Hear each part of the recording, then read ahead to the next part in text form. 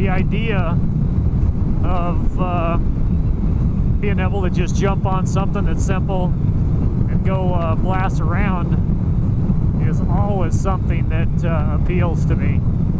It's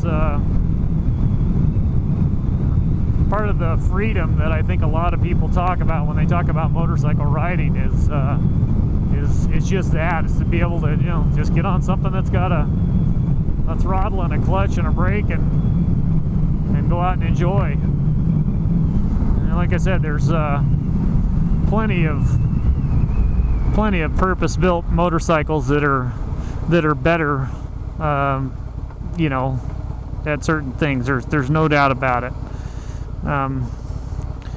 Like I said, this is not a great, it's not what I'd call a great two-up motorcycle either. You're gonna, you know, have a passenger back there that's gonna be relatively unhappy in a short amount of time. If you're just cruising across town, nobody cares, because it is such a, you know, this is such a cool bike to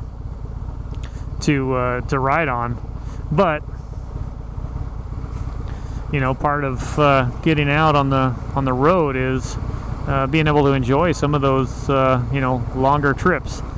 And I don't know if as a solo rider, Breakout is great. It's super comfortable. The suspension is amazing.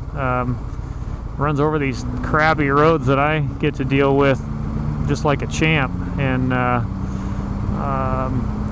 like I said, I haven't been able to really say anything negative about it. So like I said, it's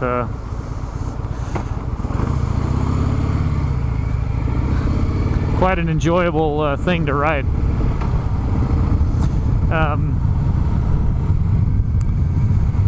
Range on the Breakout, as far as I can tell, now these are kind of smaller tanks, and really a lot of people will tell you the best that you're really going to or that you should expect is mid-40s. If you're going to cruise it around and, you know, not hot rodded at all, yeah, you may do a little bit better. So I think 200 miles is not something that you're going to see on one of these. I shouldn't say that. I guess you could get a 180 mile long downhill grade and then cruise it, and maybe you get there, but I think you're a lot safer in that you know, 140 range is what I'm seeing, at least on mine. And even then, you'd have situations where that's not going to work either. If you're doing a lot of hill climbing or you're, you know, riding fast, you're definitely not going to make that kind of range.